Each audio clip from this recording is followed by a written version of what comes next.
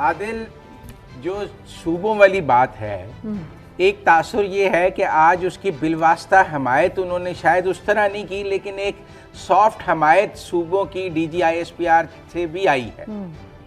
مظفر صاحب اور سارا تھینک یو سو مچ. بلا شبہ آپ مظفر صاحب بجا فرما رہے ہیں کہ آج جب ان سے کوشچن ہوا ایک تو انہوں نے کہا کہ یہ سیاستدانوں کے مسائل ہیں, سیاستدانوں نے اس پہ خود حل کرنے ہیں, انہوں نے خود دیکھنا ہے, ساتھ ہی انہوں نے یہ بھی کہا کہ ضرورت تو ہے. انہوں نے بلکہ حوالہ دیا کوئی پاکستان کی ایک مردم شماری کا سینسس کا, کوئی 1972 میں ہوئی تھی, 7 کروڑ مجموعی طور پر ملک کی آبادی تھی اور آج جو ہے اراؤنڈ 25 کروڑ آبادی ہو چکی ہے.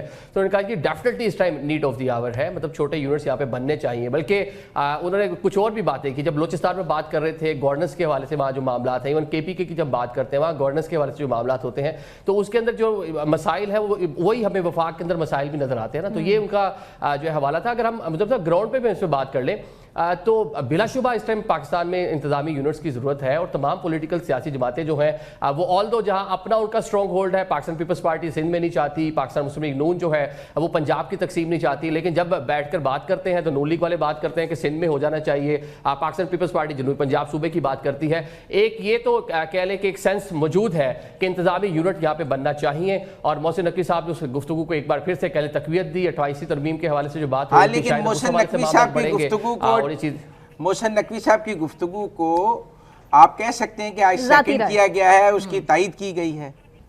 بلا شبہ انہوں نے سیکنڈ کیا. ان کا ول of the people of the Pakistan, مطلب پاکستان کی جو عوام ہے وہ کیا چاہتی ہے, کہ وہ نہیں چاہتے کہ گورننس کا بہتر ماڈل ہو. کیا ساؤتھ پنجاب کے لوگ نہیں چاہتے, بلکہ ہم تو یہاں سے اگر تھوڑا سا آپ اس پر بہتر جو ہے انالیسس بھی دے سکتے ہیں کہ وہ ایک رائے پائی جاتی تھی لوگوں میں, لوگوں کے تحفظات ہیں جنوبی پنجاب کے, وہ چاہتے ہیں کہ صوبہ بنے. سندھ ایک بہت بڑا ایڈمنسٹریٹو یونٹ ہے, وہاں پہ تقسیم کی بات ہوتی ہے, بلوچستان کی بات ہوتی ہے. تو ول of the people of the Pakistan تو ہے کہ آپ کے یہاں پہ صوبے بننے چاہیے. ہزارہ کے لوگ جو ہے ان کے اپنے رائٹس کے حوالے سے بات کرتے رہے ہیں, وہاں پہ تحریک چلتی رہی ہے. تو یہ will of the people of the Pakistan تو ہے کہ صوبے بننے چاہیے, اور یہی کہا D G I S P R نے کہ ایک جمہوری ملک ہے اور وہاں پہ جو لوگوں کی رائے ہے کہ یہاں پہ صوبے بننے چاہیے, اور یہ سیاستدانوں نے دیکھنا ہے کہ عوامی رائے کو کس طرح وہ تقویت دیتے ہیں, عوامی رائے پر کس طرح وہ اپنا اظہار خیال کرتے ہیں. لیکن بلا شبہ یہ کرنا جو ہے یہ سیاستدانوں نہیں ہے. اور انہوں نے کہا جی محسن نقوی صاحب ایک سیاستدان ہیں, تو انہوں نے سیاست پر انہوں نے تبصرہ کیا اور بڑا اچھا برین ہے, انٹرنیشنل اور نیشنل معاملات کو بڑے اچھے سے سمجھتے ہیں, تو انہوں نے اپنا اظہار خیال کیا. تو اس پہ یہ بال جو ہے پولیٹیکل جو اسٹیک ہولڈر ہے انہی کے کورٹ میں ہے, انہوں نے سوچنا ہے کہ عوام کیا چاہ رہی ہے, انہوں نے فیصلہ کرنا ہے. 26 کروڑ. لیکن اب ایک اور ہارڈ سٹیٹ کا بڑا سوال ہوا کہ Pakistan is not a hard state. ایک رائے ہم تو یہ کہتے ہیں کہ پاکستان جب سے موجودہ فیلڈ مارشل آئے ہیں Pakistan is now a hard state, کیونکہ ہم ٹیررسٹوں کے ساتھ کوئی گفتگو نہ کرنے کا پروگرام کی پالیسی ہے, نو ٹاکس ود ٹیررسٹ کی پالیسی ہے, that is an hard state. جتھا سیاست کی پاکستان میں اجازت نہیں ہے, that is an hard state. اور لا اینڈ آرڈر پہ بہت سختی ہے, that is an hard state, ہم نے دیکھا. لیکن D G I S P R کہہ رہے تھے کہ Pakistan is not a hard state. دوسری طرف جو عام لوگ کہتے ہیں پاکستان از اے ہارڈ سٹیٹ. جی بلا شبہ ایک تاثر تو پاکستان میں یہی پایا جاتا ہے نا, جس طرح سے پچھلے چند سالوں سے ہم چیزوں کو ٹریٹ کر رہے ہیں, جس طرح ایک پولیٹیکل سسٹم یہاں پہ بن چکا ہے, جس طرح ابھی آپ نے بھی تذکرہ کر لیا کہ وہ بلوچستان کے معاملات ہوں, وہ خیبر پختونخوا کے اندر لوگ ہوں, تو ریاست نے اسٹیٹ نے فیصلہ کیا کہ ان کو اب اسپیئر نہیں کرنا, کائنیٹک آپریشن بھی کرنے ہیں, ان کے ساتھ اس طرح سے انگیجمنٹ نہیں کرنی جو ماضی میں ہوتی رہی ہیں. آج جو اس کا ہارڈ اسٹیٹ کا انہوں نے تذکرہ کیا, انہوں نے بلوچستان کے حالات کو لے کر کیا کہ اب بھی وہاں پر ایک طرف تو جو ٹیررسٹ ہے وہ اپنی کارروائیاں کر رہے ہیں, پولیس کے جو جوان ہیں ان کو شہید کر رہے ہیں, لا انفورسمنٹ ایجنسیز کو پر اٹیک کر رہے ہیں, سویلین آبادی کو نشانہ بنا رہے ہیں, سویلین انفراسٹرکچر جو ہے اس کو ڈسٹرائے کر رہے ہیں, ان کو وہاں کی ترقی پسند نہیں ہے, اور ساتھ ساتھ رائٹس کی بھی بات کر رہے ہیں, حقوق کی بھی بات کر رہے ہیں. اور ان کو جب اس طرح کے معاملہ جب ریاست ایکشن لیتی ہے تو پھر بہت سارے لوگ آوازیں آ جاتی ہیں جناب آپ بات کر لیں کن سے, سرداروں سے بات کر لیں. تو انہوں نے کہا جی ایکویلٹی جو ہے یہاں پہ ہمیں نظر نہیں آتی پاکستان میں. جو اشرافیہ ہے, ہم پنجاب میں اس کو اشرافیہ کہہ لیں یا وہاں پہ ان کو ٹرائبل سسٹم کے ان کو سردار کہہ لیں, کہ وہ جس طرح معاملات کو لے کر چل رہے ہیں, جس طرح چیزوں پہ ان کی گرفت ہے, وہ لوگوں کو مین سٹریم میں اس طرح آنے نہیں دینا چاہتے, وہ نہیں چاہتے وہاں پر ترقی ہو, وہ نہیں چاہتے کہ لوگ اس طرح ان کے جو بچے ہیں جو مقامی وہاں کے لوگ ہیں وہ ایجوکیٹ ہو سکے, تو اپنا سسٹم برقرار رکھنا چاہتے ہیں. اور ان کے جب اس طرح کا کوئی معاملہ ہوتا ہے تو یہ پریشر آتا ہے کہ اسٹیک ہولڈر سے بات کریں. اسٹیک ہولڈر بن کے کون آگے آ جاتا ہے, سردار آگے آ جاتے ہیں.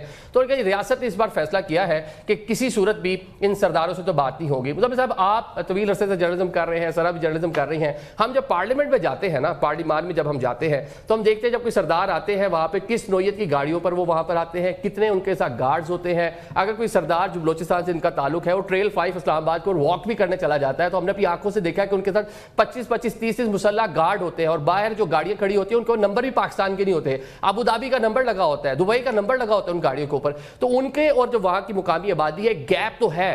تو اب ریاست نے فیصلہ کیا ہے کہ اب ان کو ہم نے جو وہاں سردار ہے, جو وہاں کی اشرافیہ ہے, جو الیٹ ہے, ان کو کسی صورت ہم نے ان لوگوں کے حوالے نہیں کرنا, مطلب جو عام آدمی جو ہے ان کو ان سرداروں کے حوالے نہیں کرنا. ڈائریکٹلی جو ہم نے لوگ ہیں ان سے بات کرنی ہے, ان کے جو مسائل ہیں ان کو ہم نے ایڈریس کرنا ہے. تو اس کہہ لیں کہ اس پر بات کرتے انہیں ہارڈ اسٹیٹ کا حوالہ دیا کہ ریاست اب کس طرح سے اس پورے معاملے کو ڈیل کرے. جو نہیں چاہتے کہ عوام کی بہتری کے لیے بلوچستان میں دہشت گردی تو بڑھتی جا رہی ہے, ایسا ہی ہے, اور بلوچستان میں دہشت گردی کے واقعات اس سال سب سے زیادہ ہیں.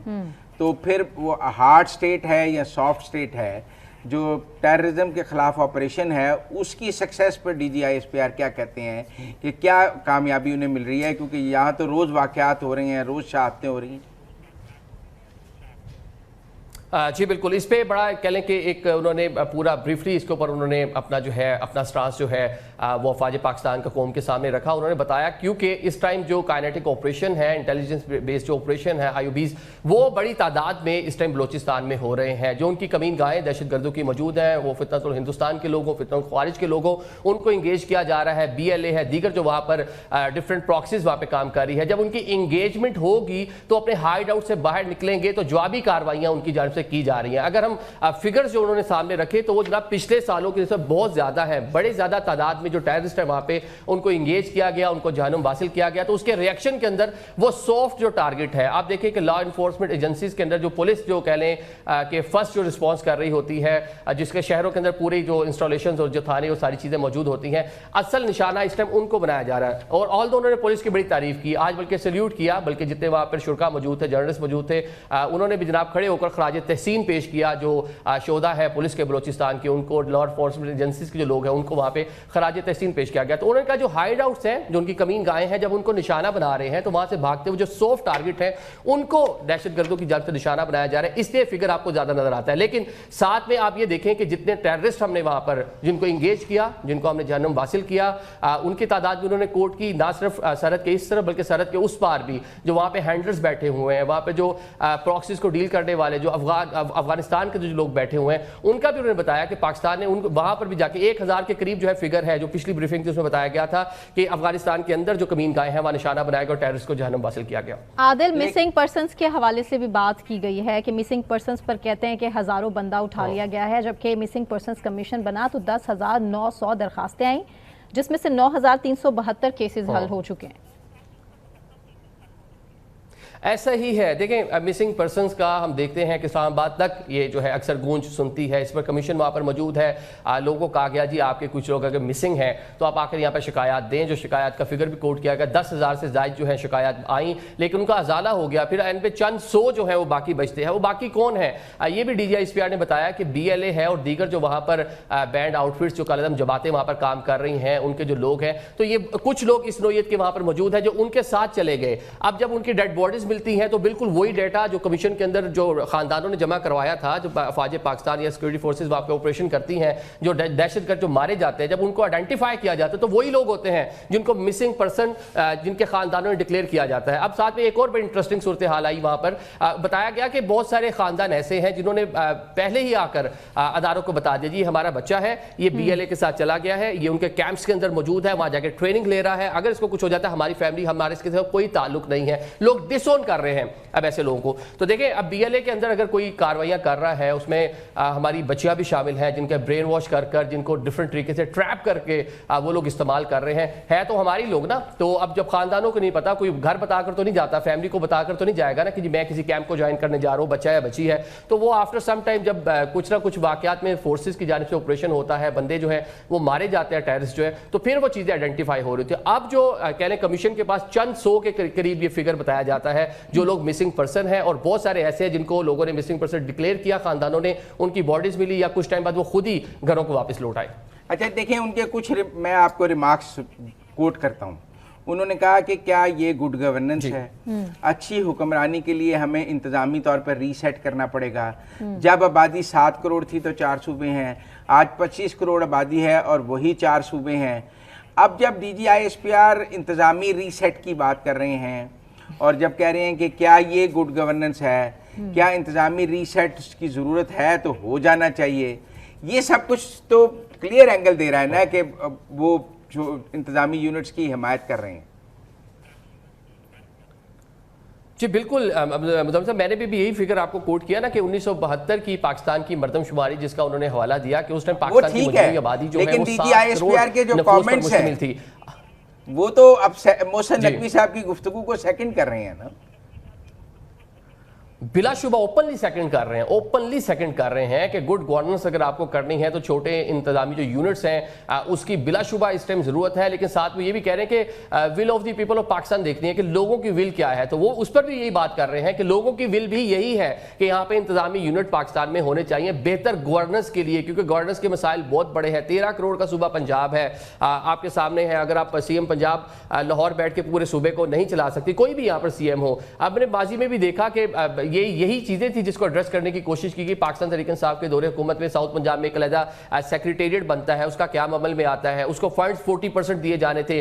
تو وہ اسی چیز کو سوچتے ہوئے دیکھا گیا نا سیاستدانوں کی جانب سے کہ پنجاب بہت بڑا صوبہ, اس کی تقسیم ضروری ہے. لیکن اب دوبارہ سے ہم دیکھ رہے ہیں کہ وہ یونٹ بھی ختم ہوتا چلا جا رہا ہے. واپس جو اسپیشل سیکرٹریز بیٹھے ہوئے تھے ان کی سیٹیں ختم کی جا رہی ہیں. وہاں پہ ڈپٹی سیکرٹری 9 کے قریب پچھلے ہفتے ان کی سیٹیں ختم کر دی گئیں. تو یہ مسائل تو ہیں. تو شاید ریاست بھی اس ٹائم یہ سوچ رہی ہے کہ گڈ گورننس کے لیے مزید آپ نے ڈیولیوشن آف پاور کرنی ہے, لیکن جو موجودہ حکمران بیٹھے ہوئے شاید وہ اس طرح سے نہیں سوچ رہے یا وہ کرنا نہیں چاہتے, یا جہاں جہاں ان کا حکمرانی کا جو ایریا ہے وہ اس میں کمی بیشی کے اس ٹائم جو ہے وہ خواہ نہیں ہے, ان کی شاید پریورٹیز میں نہیں ہے. تو یہ محسن نقوی صاحب نے ریئلائز کروانے کی کوشش کی. وہ خود بھی سی ایم پنجاب انٹرم رہ چکے ہیں, ان کو بھی بڑے اچھے سے ادراک ہے کہ لاہور بیٹھ کے آپ کتنا چیزوں کو مینج کر سکتے ہیں, یا کراچی میں بیٹھ کے پورے سندھ کو آپ نے کس طرح چلا لینا ہے, بلوچستان سے بیٹھ کے کوئٹہ سے بیٹھ کے پورا اتنا بڑا بلوچستان 44% پاکستان کیسے مینج کرنا ہے, یا پشاور میں بیٹھ کے پورا کے پی کے کیسے مینج کر سکتے ہیں. تو ایک سینس تو پائی جاتی ہے, لیکن سیاستدان ریلیکٹنٹ ہے اپنا جو حکمرانی کا ایریا ہے اس پہ شاید وہ کمی نہیں کرنا چاہتے. تو محسن نقوی صاحب نے ریئلائز کرانے کی کوشش کی اور آج D G S P R نے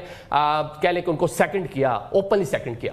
اچھا, کچھ انہوں نے بلوچستان کے سرداروں کے حوالے سے یہ بھی کہا کہ انہیں کاروبار کے نام پر سمگلنگ کی عادت ہے, کرپشن, یہ اپنے غیر قانونی دھندوں کے لیے پرمٹس مانگتے ہیں, کاروبار کے نام پر منشیات اور ڈیزل کی سمگلنگ کرتے ہیں, انہیں لیویز فورس کی تنخواہیں چاہیے.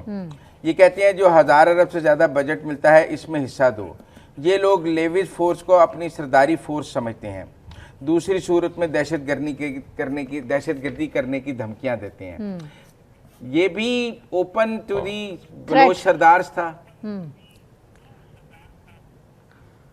بلا شبہ دیکھیں آپ کی جو سمگلنگ ہو رہی ہے وہ کن رستوں سے ہو رہی ہے. آپ ایک بڑا بارڈر بلوچستان شیئر کرتا ہے ایران کے ساتھ, جہاں پہ ڈیزل کے جو معاملات ہیں وہ 1959 کے کچھ قوانین ہیں کہ جو مقامی آبادی ہے ان کو جناب جو ڈیزل اور پیٹرولیم مصنوعات کی جو سہولت ہے وہ دینی ہے. لیکن وہاں سے 20,000 ملین جو کہہ لیں کہ وہ بیرل ہے, اتنا بڑا خاصا بڑا فگر تھا جو بتایا گیا, کوٹ کیا گیا کہ اتنا پیٹرول یومیہ جو ہے وہاں سے پاکستان سمگل ہو کر آتا ہے. سیٹلڈ ایریوں میں آپ کو ایون کراچی میں ملے گا, آپ کو ساؤتھ پنجاب میں ملے گا, آپ کو کے پی کے میں ملے گا. تو اس کے پیچھے کون تھا؟ اس کے پیچھے یہی سردار, وہی جو وہاں پہ انفلوئنس رکھنے والے لوگ ہیں وہی ان کے پیچھے نظر آتے ہیں. ساتھ میں جو آپ بات کر رہے ہیں سمگلنگ کی, اگر افغانستان کے رستے چیزیں وہاں سے سمگل ہو کر پاکستان آتی ہیں, 20 بلین جو پاکستانی روپیز ہے, 20 سے 25 بلین پاکستانی روپیز انہوں نے فگر کوٹ کیا کہ ایک سال کے دوران اتنا وہاں پر سامان جو ہے پاک فوج کی جانب سے بارڈر پہ جو ایف سی اور وہاں پہ رینجرز موجود ہے اسے وہاں پہ ضبط کیا ہے. اچھا, آن دا ادر سائڈ منشیات جو ہیں اس کے حوالے سے بھی یہ ہے کہ 18 بلین پاکستانی روپیز کا جو ڈرگز ہے اس کو وہاں پر روکا گیا, اس کو تحویل میں لیا گیا, قبضے میں لے کے اس کو جو ہے ڈسٹرائے کیا گیا.